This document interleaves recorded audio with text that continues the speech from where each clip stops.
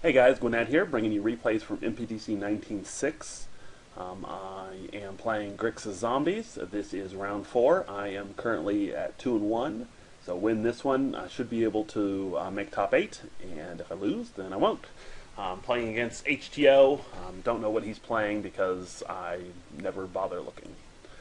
Even though that information in a PRE is pretty easy to come by, just like watching replays, I usually don't bother. Alright, here, pretty easy mull. Got a pretty decent hand, but only one swamp, obviously not a keeper. Let's see, my opponent did choose to play first, and kept his hand. I'm in a mull. This is not a great 6, but certainly one that's playable. The Faithless Looting might be able to get rid of a land if I draw into another one. And the Augur Spree will definitely help keep me alive. Alright, so draw into another land here, so probably going to Faithless Looting one of those swamps away. Looks like my opponent is playing... Well, I was going to say he's playing Selesnya, but with the Gatecreeper Vine makes me think he may be playing Junk, which also has black in it. So drawn to yet another land here, clearly just going to go ahead and Faithless Looting to get rid of 2 of these swamps.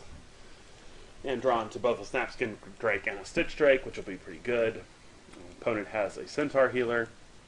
And drawn to an Augur Spray, which obviously is Augur Spree. And then just Augur Spree the Centaur, and pass the turn back. And my opponent here has a Seraph, and I'm going to go ahead and Augur Spree that as well. And go ahead and pop the Evolving Wilds to get an island.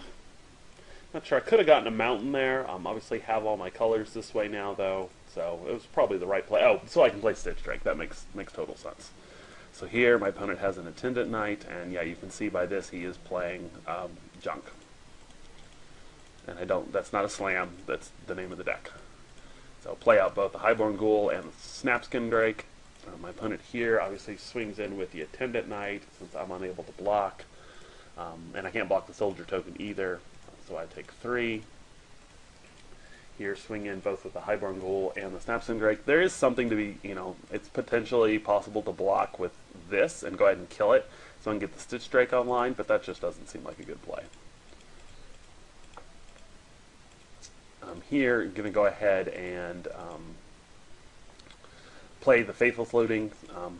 Likely that I'm going to be able to get something to drop in my graveyard, and even if I don't, I can drop a Stitch Drake in there and be able to cast the other one. So here, I have not played a land drop yet, so I'll go ahead and ditch both of those so that now I can play the land and get the Stitch Drake online.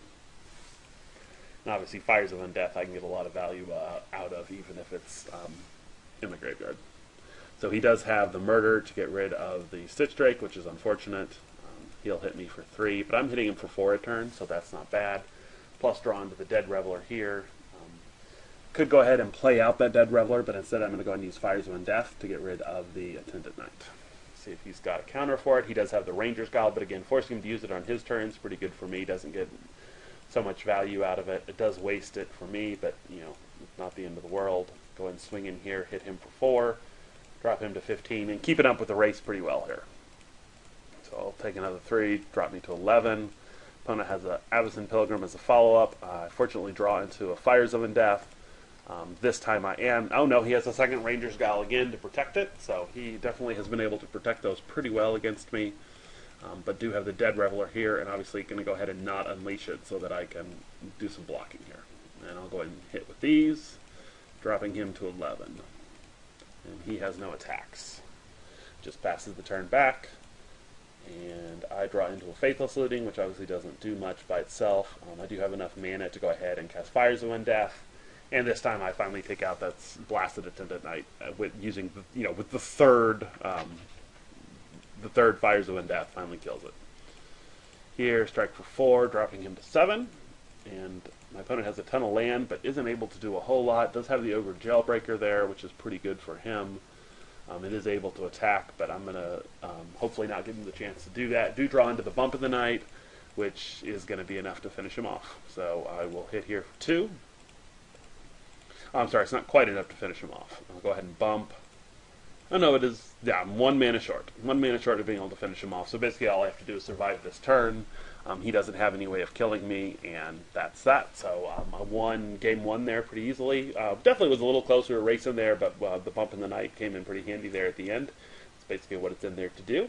Be back in a minute for the next game.